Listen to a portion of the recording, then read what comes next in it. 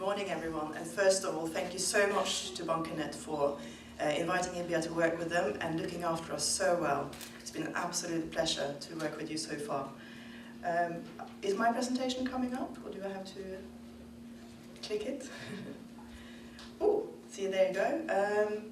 The opening slide, the title of my presentation is Life After 2020. I think it's more correct to say Foundations for Life After 2020 because we're forecasting things at the moment, and the thing I'm here to talk to you about is a lot about the Einemo framework so that you can understand that better if you don't already. And being the first speaker of the day on the 2020 issue, for once I get to have this slide that everybody has a version of, I'm sure, which is regarding the sulphur limits on the MARPL Annex 6. So I'm not going to remind you of those, you can see them, but the one thing that I would remind you of is to remember that MARPL Annex 6 was adopted by the Einemo in 1997, so it's not new. It didn't come into force until 2005, because that's how long it took to get sufficient tonnage and member states signed up to it. And no sooner had it entered into force in 2005 that the revision process started, because it was recognized that the global cap of 4.5% and even the eco limit of 1.5%, they were going to need to be tightened. So the revision process started in 2005, and in 2008 the revision was agreed. And that's when we got the bracketing down in the sulphur limits for the emission control areas, and the bracketing down of the global limit. And already then we knew that the global limit was going to be 0.5%. The only thing we didn't know was whether the 0.5% would be introduced in 2020 or in 2025. And that was going to be decided on the basis of an availability study, which, according to MARPL Annex 6, needed to be conducted prior to 2018. Luckily, we got that in 2016, so that in... Wait. My clicker doesn't seem to work, I'm sorry. Here we are. In 2016, we got the study, and as you all know, that study said, okay, there will be sufficient availability of 0.5 fuels from the global refining sector in 2020. And on the basis of that study, the decision was made that we will have 2020. One thing that's very important to note about that study is these assumptions that we see. About 11% should be scrubbed, max 10% sulphur fuels, about 12% of the total, because we still have emission control areas and import requirements for those type of fuels. The vast majority will be fuels between 0.1 and 0.5 and at 73%. And one important thing to note about that is that while in 2008, when that revision was adopted and the global sulphur limit was going to be 0.5, everybody thought 0.5, that means we're going to distillates. Now, when the eco limit fell to 0.1, everybody thought, obviously, distillates. And then it turned out that actually no, there are some other opportunities in the market, and now that availability study did not assume that these 0.5 max fuels would be distillates only, but in fact blends. And that changed the picture somewhat for all of us. So, to just give you an impression of how large this change really is, I've drawn up some sulphur average studies. This is from the data based on data from the Einemo. These are 2017, these graphs, but the 2018 figures are almost identical. And what that really demonstrates to you is the scale of the change that needs to happen, because as you can see on the sulphur, on the residual fuels, while the sulphur average is 2.6%, the vast majority is higher sulphur. So in terms of availability of those really, really low sulphur fuel oils, that's less than 2% are naturally below 0.5, and there's not that much in the market at the moment that is in that very, very low sulphur range, which will lend itself easily to be blended down to be compliant. When it comes to distillates, the vast majority of distillates meet the 0.10 limit, because that's where the demand is, and so the sulphur average is actually just 0.8. And if you see that column on the right here, you can see that the vast majority of fuels is 0.1 or less. So the options for 2020, I think they're quite well known by now, along with the uncertainties, and I'm not going to dwell too long on this because the next speaker will talk a lot about the quality. We know we can have distillates. Marine gas oil is well known, widely available today. The question really is whether there will be sufficient to meet demand if everybody decided to go for marine gas oil. Could you meet that increase in demand? Because it's a substantial increase. We also have some issues around the quality of it. Is the quality going to be the same as it is today, or will that increase in demand mean that you get more from the same pool as the land fuels, which means flashpoint could be an issue, lubricity could be an issue. We also have a group of distillates called vacuum gas oil, which is a heavy distillate. It's a great product if you burn it, but it has some cold flow and compatibility issues.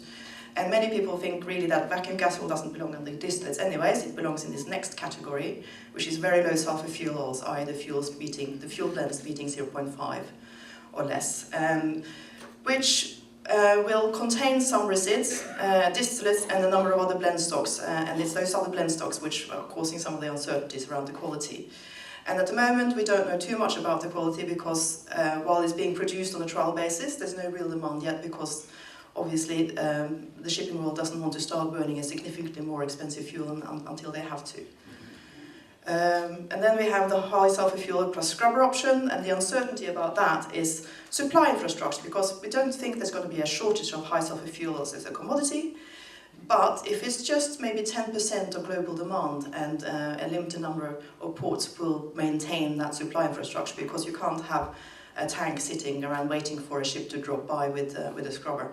You need to know where the demand is, so it's only the big turnaround ports that will definitely have it, and elsewhere it might be on a contract basis. So what must ships have to comply with Annex 6? This is just some of the basic tools. First of all, the bunker supplier has to provide the ship with a bunker delivery note, and that needs to declare the sulphur content, the exact sulphur content of every product delivered. And the bunker supplier needs to provide a MARPOL sample. And this MARPOL sample there are guidelines for drawing it, and it is to be kept by the ship. And the only purpose of the MARPOL sample is that it's something that port state control officers can use to check whether the fuel delivered to the ship meets the requirements. Also, if every ship has to have an International Air Pollution Prevention certificate, all ships have to have that. And if you are using a exhaust gas cleaning system or scrubber, then you need to have a supplement showing that the equipment you have on board has been approved and that it works.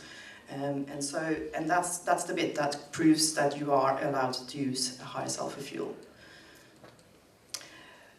Now, taking a step back for this bunker delivery note, it's been changed. So since the start of this year, there's a new requirement for the bunker delivery note. If you see here, the text in black is what it looked like originally. And then all the purple stuff is new text, and then there's a bit that was deleted. Why did we need a new one? Well, this bit that's been deleted says applicable, that you just say the supplier declared that the fuel I deliver to you complies with either the ECA limit or the global limit.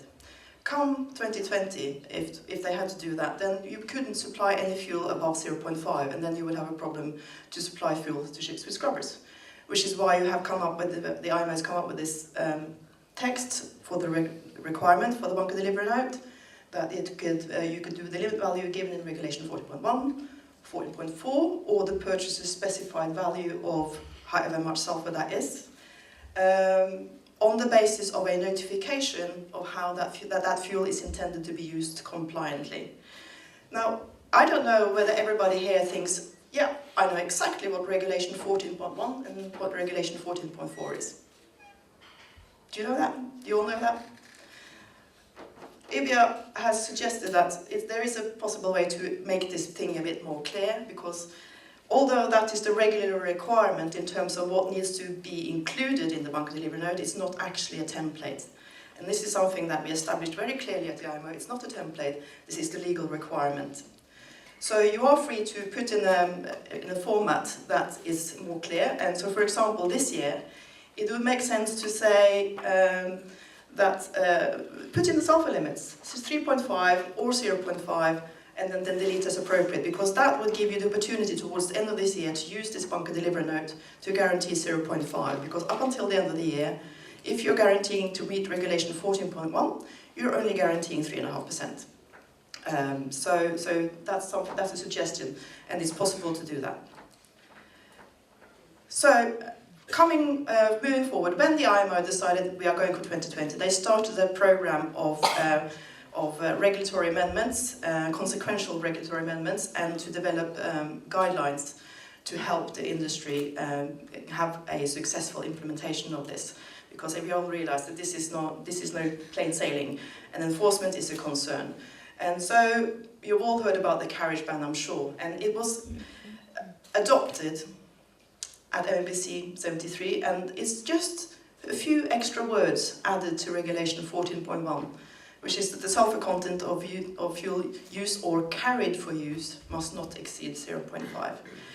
That led to a few misunderstandings in the market, because people think, well, if I can't carry fuel above 0.5, then what's the point of a scrubber? You can still use the scrubber. That is still an exemption as long as you have the correct certification for that. Some people also thought, now, I can't carry fuel as cargo, because in our industry we talk about fuel as a cargo. No, fuel oil in this context is only the fuel carried on a ship intended to be used for propulsion purposes or as fuel on the ship, so it does not affect the cargo, so don't worry about that. And the ship implementation plan was approved. This is non-mandatory, but it helps ship plan and prepare and demonstrate that they're doing that.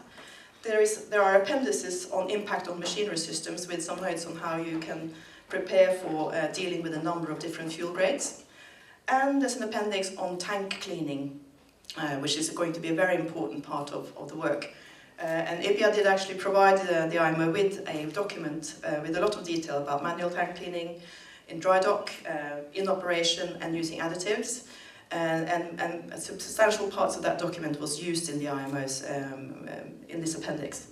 So I would like to translate that ship implementation plan into 3 P's for ship owners. The first P is prepare the hardware. That installation of scrubbers, if you haven't done that already or got one booked, you're a bit late in the day, but you can always do it if you think it's still profitable after 2020, and ship people are doing that. And one thing that you really should have thought of as a ship owner is the tank and fuel system configurations.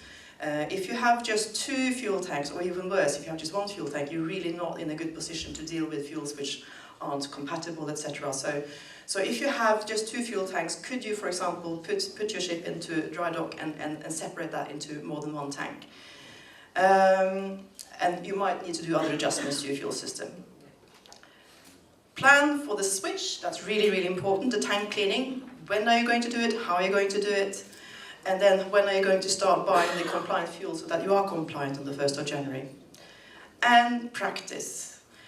There are some operational challenges here. Fuel switching, ships which are already switching in and out of ECAS already have experience in dealing with 2 potentially incompatible fuels, which is great. Not everybody has it, but really knowledge, information, training crew is going to be crucial. And it's not just ship owners that have 3 Ps, but we have them for suppliers as well, at least 3 Ps. The first one being planning, which products to offer and where to source them, because that's going to change dramatically, obviously. The refineries that you use to get your high sulfur fuel from, are they going to produce the 0.5 blends that you need? Not necessarily. So that's going to be a big challenge. Prepare the supply infrastructure. That, again, is a really big challenge. Are you going to have to reallocate tank usage from short tanks that have previously had high sulfur fuel in them to carry 0.5 fuels? They need to be cleaned out thoroughly. And the same applies to cargo tanks on your barges. What kind of allocations are you going to have there? And again, tank cleaning becomes very, very important. Otherwise, residues of high sulfur fuel could contaminate the product and render it non-compliant. And practice for suppliers as well, developing those new blends, practice it, get it right. Have them tested according to ISO 8217, and where possible, do performance testing in engines, and even better, run trials with ships if you can. That's really important. And in addition, there's the additional P plus, which is the biggest challenge for the supply market, which is predict what it is that the customers want, where it is that they want it, like for example high sulphur fuel for ship fuel scrubbers, and when is it that the buying community will start getting these compliant fuels. People have a pretty good idea, but again, you know, it will vary, so it's a tricky one and it makes life challenging. There are a few other challenges along the way, some bumps in the road, if you like, which we have been trying to resolve. Sulphur verification for in-use samples. The fact is that today, Appendix 6 of MARPOL Annex 6 provides a sulphur verification only for the MARPOL sample. But what's been happening with emission control areas is that Port State Control Officers have been taking in-use samples from the ship's fuel system to see what fuel is being used is actually compliant. And recognizing that, the Einemo developed guidelines for how to take those samples safely and so that they are representative of what's in use. But there aren't any sulphur verification guidelines for those types of samples, and practices have varied in terms of how authorities have determined that when those are sent for analysis. And we've heard some pretty extreme cases. Most of the time there's good judgment involved and some levels of lenience have been heard, but we've also heard examples of a sample being tested at 0.10245, for example. And of course, if you take all those digits into consideration, then that is not compliant. However, if you round it to 0.2 decimals, that is compliant.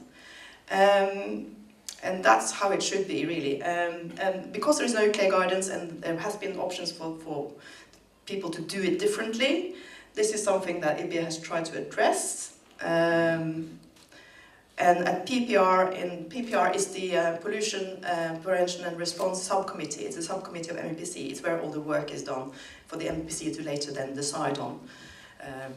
MEPC being the Marine Environment Protection Committee. So a year ago, we made two new proposals. Let's define sulphur content in the regulation itself, sticking it to the test method, which is the most used by testing agencies to determine sulphur in marine fuels. And also use that reporting protocol, because that would kind of sort things out and bring that uniformity across the board. And also, just so you know, the reporting protocol, any test result above 0.10 is to be reported with just 2 decimals. If it's less than 0.10%, it's with 3 decimals, but then that doesn't really make it non-compliant fuel, so that there's no issue there. Also, we started to fight for applying what we call 95% confidence limits to in-use samples, because they don't actually apply to MARPOL samples, and I'll show you some more detail on that later. And we've had some success, and that definition that we were striving to get included is included, although it only refers to the test method in a footnote. And the Appendix 6 regarding the sulphur verification procedure is under being amended, and to include other types of samples. And definitions have been added to the regulations to describe those samples. One is the MARPOL sample that we already know about, and that's called the MARPOL delivered sample. Then there's the in-use samples. This is the fuel in use on the ship. And then a new category, onboard samples, which is a sample of fuel intended for use on the ship. And this, of course, relates to the carriage ban and the ability to check that the carriage ban is being met. So let's have a look at the current Appendix 6 to MARPOL. I like to describe this in sporting terms, because this is something that everybody can understand. To describe the 95% confidence limit, imagine you have a football goal, you have a really great penalty taker. 95 times out of 100, he will hit that target.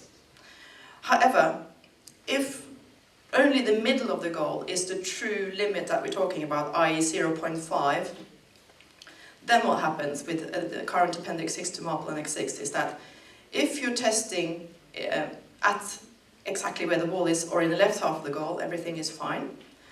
If you were to test outside the right goal post, then obviously you're off spec. However, if the test result falls in the right half of the goal, i.e. it's above 0.5, but within the 95% confidence limit, which is up to 0.53 for the test method, and it's got to do with the repeatability of the test method, accuracy of it. Then the average of those two tests from the first laboratory would say, okay, that's a little bit sus, let's have another check on it. So let's take it to a second laboratory, and then the average of all those test results from either one lab or two will have to be in the left half of the goal in order for the marble sample to be considered compliant.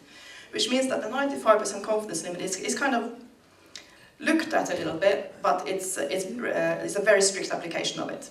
So what's happening now is that the amendment, which is up for approval at MEPC 74, is only one laboratory to be used, and the marble sample must be at or below the limit, which means that for the marble sample, the left half of the goal is okay, the right half of the goal is not okay. For the in-use sample, however, 95% confidence does apply, which means that the limit and up to 0.59R, which is the formula for the repeatability, is acceptable. So basically, the whole range of the goal is okay for those in-use and on-board samples. So that's what's on the table at the moment. It hasn't been approved or adopted yet, but that's on the table. And IBIA is trying to perhaps get a slightly different approach, which I can talk to you about individually if you like. Why is this a concern? It's because of sulphur disputes and notes of protest. This is, again, lessons we've seen from the emission control areas. The vast majority of sulphur disputes that we've seen in the market, even today, relates to eco-fuels. The global 3.5 limit isn't really much of a problem, so you don't see that. And then NOP is a note of protest. These are official records sent to the IMO from flag states that says our ships had a test result that indicated that the fuel did not meet the sulphur limit. There was a huge drop in 2015 when the sulphur limit in emission control areas dropped to 0.1. Why is that? It was mainly because marine gas oils tends to come from a supply pool where sulphur is not the blend target, so the sulphur limit is more readily met. Previously, with the 1%, sulphur was a blend target, and the more you try to lower the sulphur, the higher the price goes, and so this is obvious economic reasons for this happening.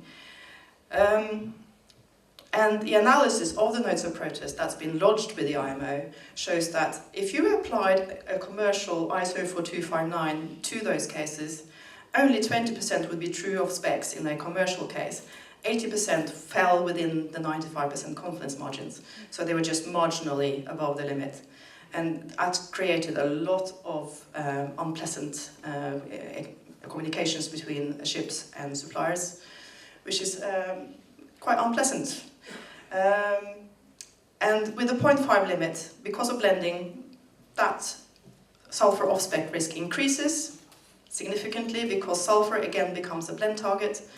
And in order to produce fuel as cheaply as possible, then you have to, the cost goes up. So if I just take you back to this one, basically it means that as a supplier, if you blend to the target, where the ball is in the middle, 0.5, there is a huge risk that the marble sample will fail. So in order to meet, be 95% certain that you're never above the middle of the goal, you actually need to blend to the left goalpost. That needs to be your blend target. So that's something really important to bear in mind. Now, consistent implementation. There's been so much developed, and all this has been developed at PPR 6, which was in February, and it's up then for approval at MEPC in May. And definitions have been added. Distilled marine, residual marine, ultra-low sulfur fuel oil, that's the 0.1 max grades, very low sulfur fuel oil, the 0.5 max grades, and high sulfur heavy fuel oil, which I think is self-explanatory. There's impact on fuel and machinery systems, which gives advice on how to deal with a variety of fuels. Verification issues and control mechanisms. How do you inspect ships? There are some controls on fuel suppliers discussed. How to do the sulfur analysis. And I'm pleased to say that an IBIA proposal to make sure that the 95% confidence limit at least is applied to the in-use sample is in those guidelines, because those amendments to Appendix 6 that I showed you, they don't actually take effect until the middle of 2021. And so we need some guidance on this prior to that, which is why we have included in the consistent implementation guidelines some notes about to see that, let's make sure that ports they control give 95% confidence at least to the in-use samples. fuel oil non-availability, that's been discussed. The IMO has developed now a standard fuel oil non-availability report. And anybody who thinks that this is some kind of loophole, no, not at all. It's a way for a ship to self-report that we are not compliant. Why are we not compliant? We're not compliant because we could not get hold of fuel that is compliant. And so that's self-reporting. It has to be sent to your next port of call and to your flag administration. And the intention is that when that ship comes to a port, that the officials should then take that into consideration as a mitigating circumstance and hopefully treat the ship with lenience. The ship is still non-compliant. It will still get a deficiency mark against it. There's also some notes on information sharing about where these non-availability reports are coming in, where are the phonars coming from.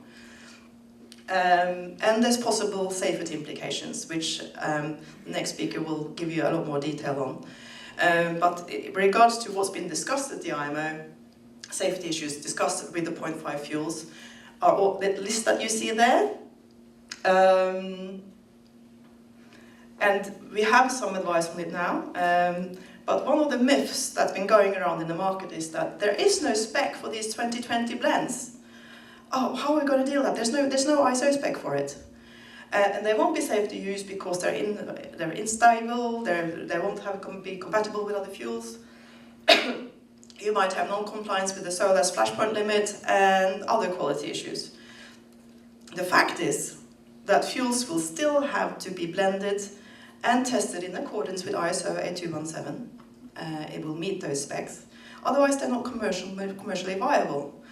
And all of those issues in that list on the left-hand side will be addressed by this, with the exception of compatibility, which is a different beast altogether.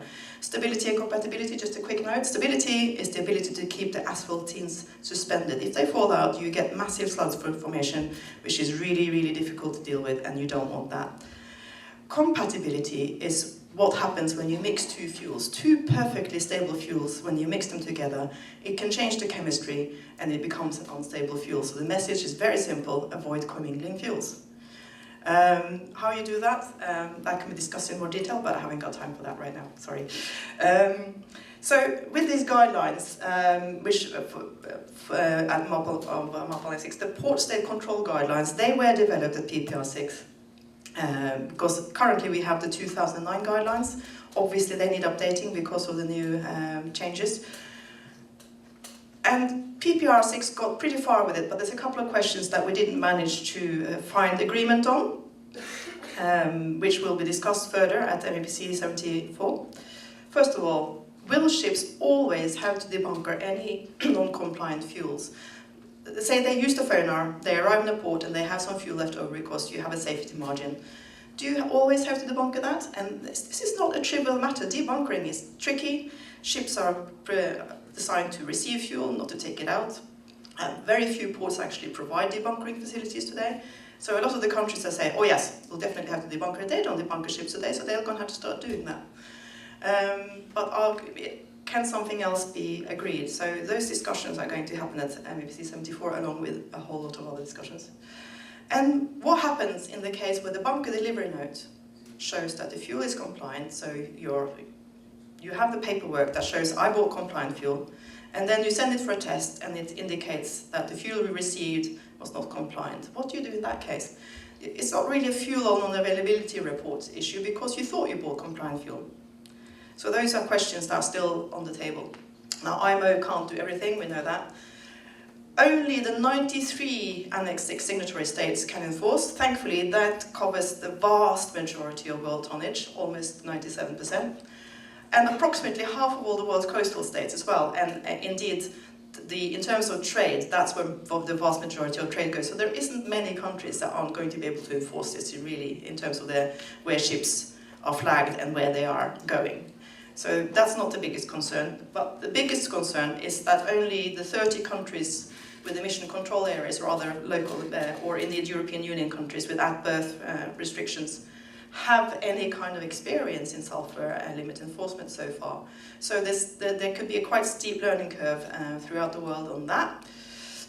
many countries have actually not transposed MARPOL Annex 6 into their national laws, which puts into question their ability to actually enforce it in terms of fines or criminal cases. So because if it's not in their national law, how can they actually enforce it? So that's an issue. And in addition, and I'm sure the next speaker will tell you more about this, the ISO is expected to provide a publicly available specification during this year, as soon as possible, but it probably won't be until early in the second half, to help the market deal with the 0.5 blends and how to actually apply the existing ISO 8217 with some extra information. And then there's a joint industry project going on, which was initiated by IBIA and ACIMF to provide guidance on these fuels, both for users and suppliers. And IBIA is part of this joint industry project, along with a number of shipping organizations, and we are hoping to get this document out in August to help everybody prepare both for making the right fuels and using them without trouble. So basically the message is that the industry really needs to prepare and comply. That's the message. Prices, how much is all this going to cost? I'm not going to dwell on this because the next speaker is going to do that for you, but suffice to say there's a wide range of speculations in the market. Some people think maybe one of the forecasts we have seen is that high sulfur fuel would be maybe 300 compared to 650 for gas oil, which of course makes a scrubber very attractive. But what about the price difference between 0.1 and 0.5? If you take a simple blend assumption, it's always overly simplistic, but maybe it's $50. In the CE Delft study, they thought, oh, the price difference between high sulfur fuel and gas oil will only be about 130, and only about $20 difference between 0.1 and 0.5. And if it's only $20, then the question really is, will you then bother to use a very low sulfur fuel blend if you can have gas oil instead? So, cost. Time's up, but I've already got this left and then I'm done. Cost increase impact. Same amount of fuel will definitely cost more than before. There is no doubt about that. Which means that you will have stress on those credit lines. If you're selling 10,000 tons to a ship, it's going to cost a lot more, and then the credit lines need to be expanded accordingly. Is there enough credit in the market for that? Counterparty risk will then become an issue. What's the financial health of those shipping companies going to be because of this increasing cost? And also, if a supplier has a bad payment, can they survive that? Payment terms. Currently, typically 30 days credit, that's the norm. You can have longer, you can have shorter. Can those 30 days credit terms really survive in this market? That's another question. Will we see consolidation because bigger, stronger, gets bigger and stronger still, and the weaker, the smaller ones fall out, so that's an option as well. So in conclusion, ladies and gentlemen, the supply side, from what we're seeing at the moment, is preparing very low sulfur fuel blends. Why are they doing that? They want to meet the demand at the lowest possible cost, because we all know that shipping companies already are very concerned about very small differences between product prices, so they have been chasing price. Maybe that will change. Meanwhile, the demand side is nervous about this very low sulfur fuel quality, so this is something that's difficult to work out. There's also uncertainty about the extent of scrubber update, how many scrubbers will be in service at the start of this next year, and how quickly will it take off. There is, unfortunately, unless suppliers are very careful in their blending and use a 0.47 as their blend target for the 0.5, there is a huge increased potential for sulfur disputes. And the cost of business will inevitably go up. And as a final note to all of you, don't think there's going to be delay or anything like that. Don't think that the carriage ban taking effect on the 1st of March means that there's a delay to the 1st of March. No. The transition to the global 0.5 cap is now. It's happening this year. You're supposed to be compliant on the 1st of January 2020. Thank you.